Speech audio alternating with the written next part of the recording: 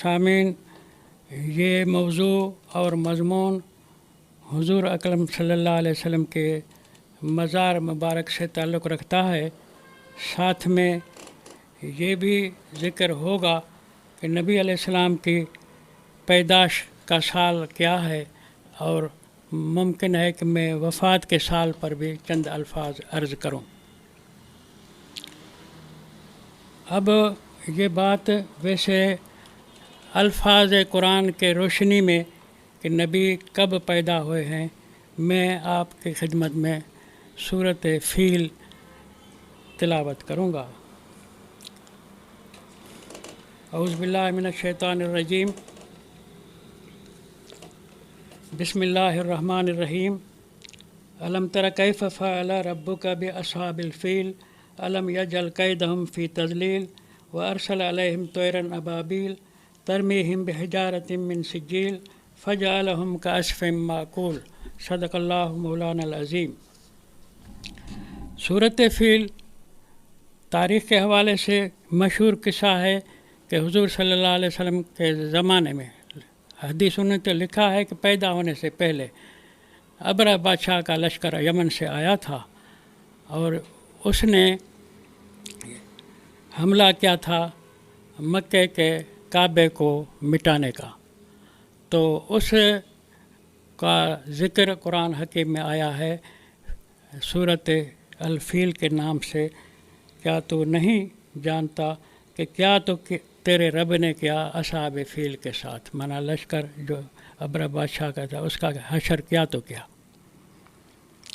अलम यजअल कैदहुम फ़ी तज़लील, क्या उनकी स्कीम को खसो खाशा और नाकाम बनाया खुदा ने, वो भी तो जानता है। व अरसल अलैहिम तैरन अबाबील, भेजा उनके मुकाबले के लिए तैर अबाबील।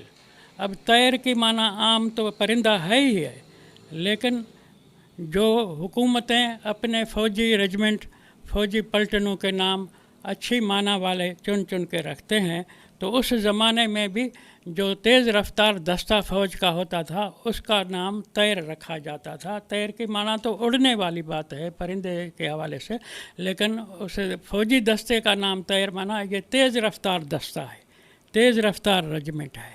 अरसल अलैहिम तैरन अबाबील, अबरा के लश्कर पर अबाबील नामी, अबाबील ये जमा मुंतहल जमू है, जमा का भी जमा।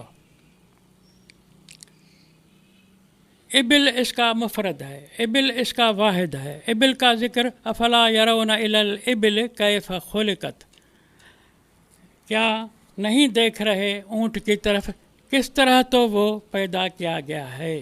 खुदा उसकी बनावट की तरफ आपकी तवज्जो मबज़ूल करा रहा है। तो अबाबील को मशहूर किया गया है तैर की वजह से। परिंदा वो जो चिड़िया काली होती है ना, फूसड़ी जिसको कहा जाता है सिंधी में, वो उसको नाम दिया है इसमें। हालांकि बादशाह एक फ़ौज लेकर आता है, लश्कर लेकर आता है, एक मुल्क को एक दारुल हुकूमत को फ़तह करना चाहता है, तो अरसल का फ़ाइल इन्होंने बना दिया अल्लाह को। हालांकि मक्के का बादशाह मक्के का हाकिम होना चाहिए ना, फ़ौज तो जवाबी वक्त का बादशाह भेजेगा जिसके ऊपर कोई दुश्मन आके हमला करता है। तो अरसल अलैहिम तैरन अबाबील से अरसल का फ़ाइल मक्के की गवर्नमेंट है, मक्के की इंतज़ामिया है, मक्के के हुक्मरान हैं। इन्होंने मक्के का बड़ा मोहम्मद के दादा अब्दुल मुत्तलिब को कहा। अब्दुल मुत्तलिब भी मैंने नामों के हवाले से कहा कि नाम भी हमें ऐसे दिए हैं। भिखारी का अब्द, अब्दुल मुत्तलिब की माना क्या बनती है, यानी भीख मांगने वाले का बंदा। ये भी गाली है एक किस्म की। क्या ये नाम है जो इन्होंने नबी के दादा का नाम रखा। ये शुक्र करो कि अल्लाह ने मोहम्मद का नाम कुरान में लिया है, अहमद का नाम कुरान में लिया है, नहीं तो ये हमारे नबी का नाम भी बिगाड़ देते। इन्होंने ये इसकी माना गलत की है। अब जो मैंने गुजारिश की कि नबी की उम्र रिवायात ने लिखी है कि अबरह बादशाह के हमले के बाद 3 हफ्ते के बाद पैदा हुआ है मोहम्मद। हमला हुआ, लश्कर वापस गया दुश्मन का, اسی واپسی کے مہینے کے اندر نبی پیدا ہوا ہے۔ یہ آپ کو علم روایات میں بات ملے گی۔ قرآن کہتا ہے اے محمد ترمیہم بحجارۃ من سجیل، تو ان کے اوپر پتھراؤ کر رہا تھا، سنگ باری کر رہا تھا پتھروں کے ساتھ۔ اب محمد اس عمر میں ہے، حملے کے وقت جو فوج کے اندر جس کا ذکر قرآن کہتا ہے کہ اونٹوں کا دستہ، فوج میں اونٹ سوار فوجی تھے، اس دستے میں تو ان کا قائد تھا یا تو سوار تھا، اور تو دشمن پر سنگ باری کر رہا تھا، قرآن کہہ رہا ہے۔ اب روایات نے کہا کہ پیدا ہی نہیں ہوئے تھے، تو نبی کی پیدا ہونے کی طرف سے بھی عمر کھا گئے، عمر کی چوری کی روایات کے علم والوں نے۔ آپ بتائیں حاضرین میں سے کہ جو آدمی فوج میں بھرتی ہو کر دشمن کے مقابلے میں ایک دستہ فوج کا اونٹ سوار دستے کی قیادت کر کے جائے، اس کی عمر کتنی ہونی چاہیے؟ یہ سوال ہے۔ کم سے کم 25 سال تو ہونی چاہیے۔ تو محمد علیہ السلام اس کنڈیشن میں، اس عمر میں لڑا ہے دشمن کے ساتھ، مکے کے ساتھ لڑا ہے۔ اب عمر کیوں کھا گئے لوگ؟ اس کی بھی ایک فلسفی ہے، اس کا بھی ایک وجہ ہے، کیونکہ یہ دشمن جتنے بھی ہیں قرآن کے، یہ نبیوں کو ختم خور، تسبیح پڑھنے والا، وظیفہ باز سمجھتے ہیں یا متعارف کرانا چاہتے ہیں۔ محمد تو شاہ سوار ہے، وہ تو فوج کا قائد ہے، کمانڈر ہے۔ ترمیہم بحجارۃ من سجیل، شاید صورت انفال میں ہے نا، وہ ہے کہ وما رمیت اذ رمیت ولکن اللہ رما، انفال میں ہے۔ تو تیر اندازی کر رہا تھا دشمن پر، اور تو جو تیر اندازی کر رہا تھا محمد میرے کہے پر کر رہا تھا، تو نے مارا دشمن کو گویا کہ میں نے مارا۔ تو نبی ایک جنگ باز، جنگجو بھی رہا ہے دشمن کے مقابلے۔ میں نے پہلے کہا تھا کہ اسلام کے لیے ایک جنگ بھی محمد نے نہیں لڑی، وہ جنگ نیشنلزم کے لیے تھی۔ محمد کو بے وطن کیا گیا تھا، گھر سے نکالا گیا تھا۔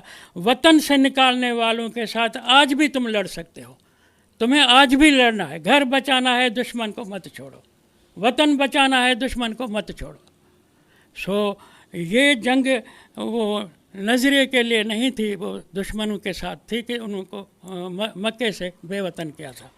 تو یہ جو ابرہ بادشاہ کا حملہ ہوا ہے، اس میں محمد عمر کے لحاظ سے اتنا ہے جو ایک دستے کی قیادت فوجی کر رہا ہے۔ تو یہ عمر انہوں نے کھا لی۔ کیوں کھائی؟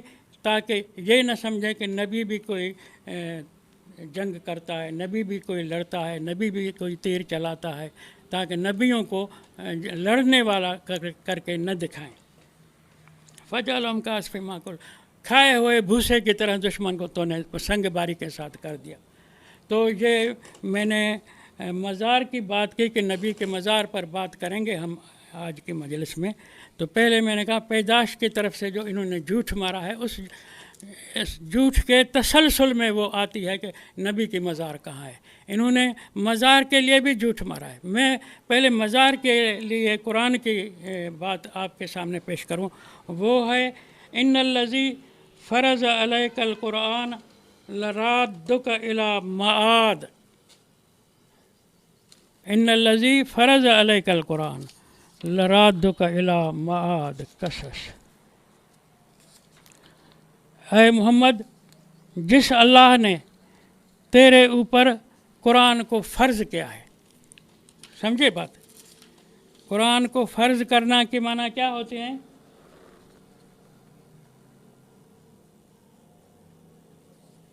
یہ مکی صورت ہے۔ مکے میں اپنے نبی کو اللہ کہہ رہا ہے کہ اب ایسا کرتے ہیں کہ تمہیں چلا جا یہاں سے، یہ تجھے زندہ نہیں چھوڑیں گے، تو جا کے مثال کے بعد مدینے میں ڈیرا جما، ساتھیوں کی گورنمنٹ قائم کر، پھر آس پاس کے علاقوں کو، عرب قبائل کو بھرتی کر، ان کو کہو کہ میں اور کچھ نہیں چاہتا، میں یہ چاہتا ہوں کہ غریبوں کو بھوکا رہنے نہ دو، ان کو روٹی کھلاؤ، ان کی سنبھال لو۔ اس لیے میں سرداروں سے، غلام ساز دجالوں سے لڑنا چاہتا ہوں۔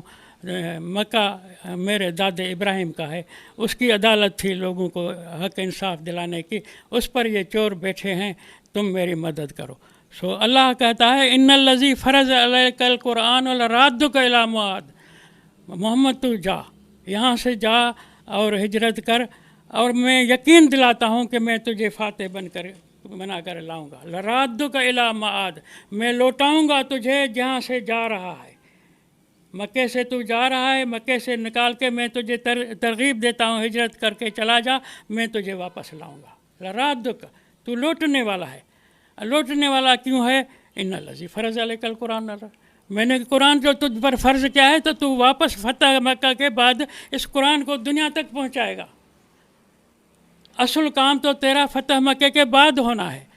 فتح مکہ مانا ابراہیم کا صحیح جانشین تو بنے گا جب مکہ میں تیری دارالحکومت ہو، مکہ میں تیری گورنمنٹ ہو. مکہ ابراہیم کا تھا، ابراہیم نے مکہ میں عالمی عدالت قائم کی تھی، اس کا جج تجھے بنانا ہے میں نے. سو اب جا اور فوج اکٹھی کر کے ان سرداروں کو الٹا لٹکا. پھر تجھے کیا کرنا ہے؟ پھر صورت علم نشرح میں فرمایا علم نشرح لک صدرک، اے محمد کیا تیرا سینہ نہیں کھولا ہم نے اس فلسفے ہجرت کو کے لیے جو ورفعنا لک ذکرک. تو نے مکے میں ابھی حکومت بھی نہیں ملی، تاہم بھی تیری اتنی بات ہو گئی ہے دنیا میں کہ ایک نبی ہوا ہے جو کہتا ہے کہ ملکیت ذاتی نہ رکھو، جو کہتا ہے سرداری بند ہے، جو کہتا ہے غلام سازی بند ہے اور تم سے زیادتی نہ کرو. ورفعنا لک ذکرک، تمہارا دنیا میں ڈنکا بجا دیا ہے ہم نے. الذی انقض ظہرک، تو دشمنوں کے ستانے کی وجہ سے تیری کمر ٹوٹ گئی تھی، تجھے سہارا ہم نے دیا ہے. ورفعنا لک ذکرک، ہم نے تیرا شان بلند کیا ہے، تیرا تذکرہ دنیا میں اونچا کیا ہے. فإن مع العسر یسرا، یہاں مکے میں دکھ پہنچے ہیں، سکھ بھی پہنچے ہیں.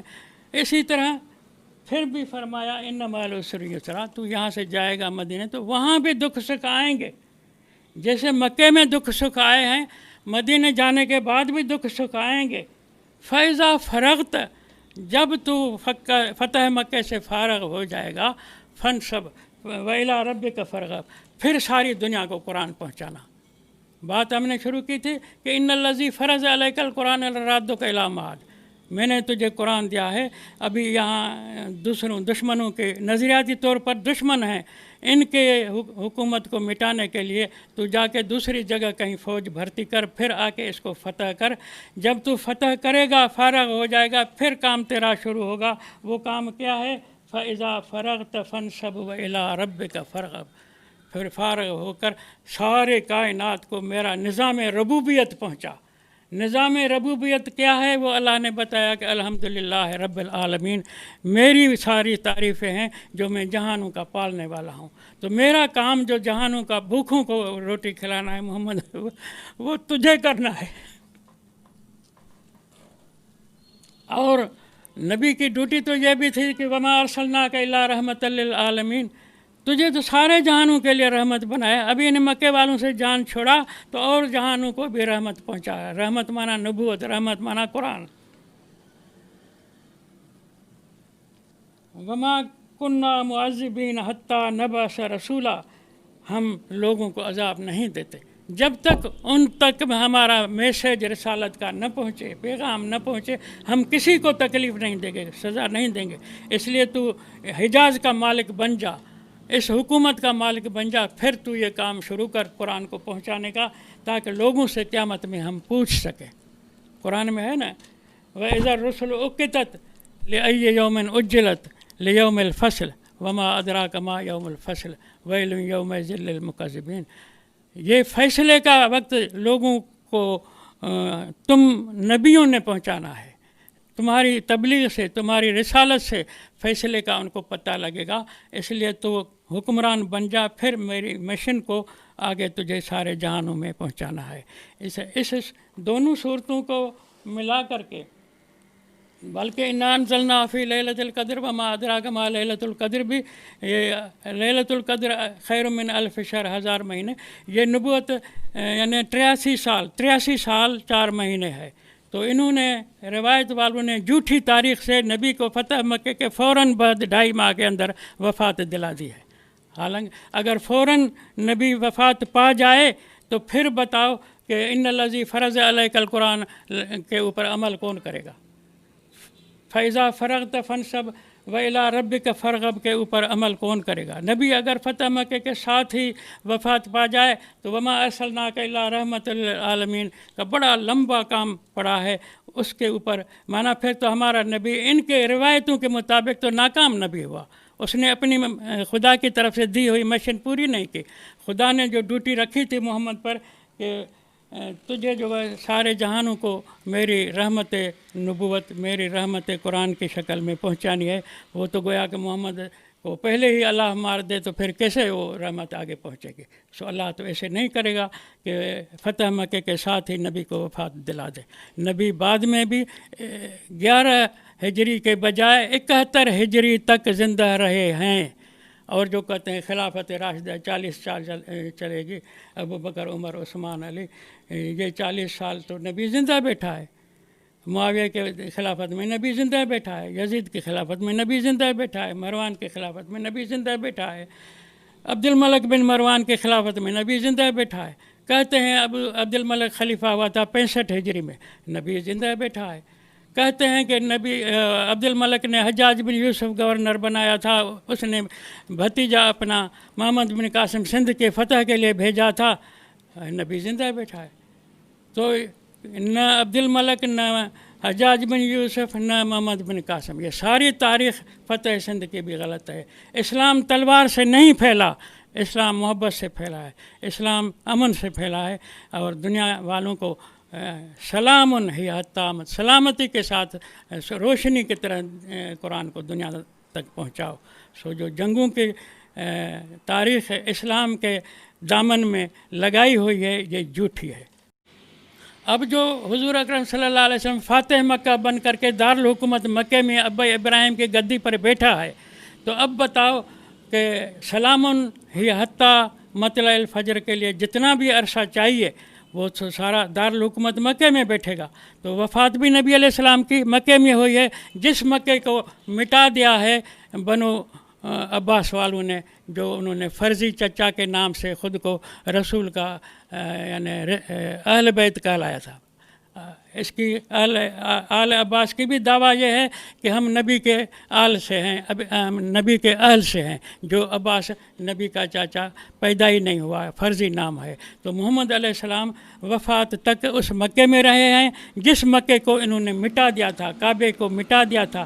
وہ مٹا ہوا مکہ آج بھی پیٹرا جبل کے نام سے دنیا کے آرکیالوجی والوں کے پاس اردن کے ملک کے اندر موجود ہے۔ موجودہ مکہ تو بنایا ہی بنو عباس والوں نے جعلی ہے، اس میں کعبہ بھی جعلی ہے، اس میں کوئی سچی نشانی محمد علیہ السلام والی نہیں ہے۔ میں پہلے بتا چکا ہوں کہ والتین والزیتون وطور سینین وہذا البلد الامین، سچا مکہ وہ ہے جہاں انجیر کے باغ ہیں، جہاں زیتون کے باغ ہیں، جہاں کوہ سینا ہے، جہاں تم حج کے وقت جاتے ہو تو تالاب میں مچھلیوں کے شکار کا تو میں نے پرمٹ دیا ہے، لیکن تمہیں بڑی شکار کی بندش کی ہے، تو وہ موجودہ مکے میں تلاؤں کے نشانات بھی نہیں ہیں۔ اور میں نے تو کہا تھا کہ قرآن نے بتایا تھا تمہیں کہ ابراہیم نے اللہ کو کہا کہ انی اسکنت من ذریتی بواد غیر ذی زرع، اے اللہ میں نے اپنے آل کا ایک حصہ وادی غیر ذی زرع میں بسایا ہے۔ تو وادی غیر ذی زرع پیٹرا جبل میں ہے،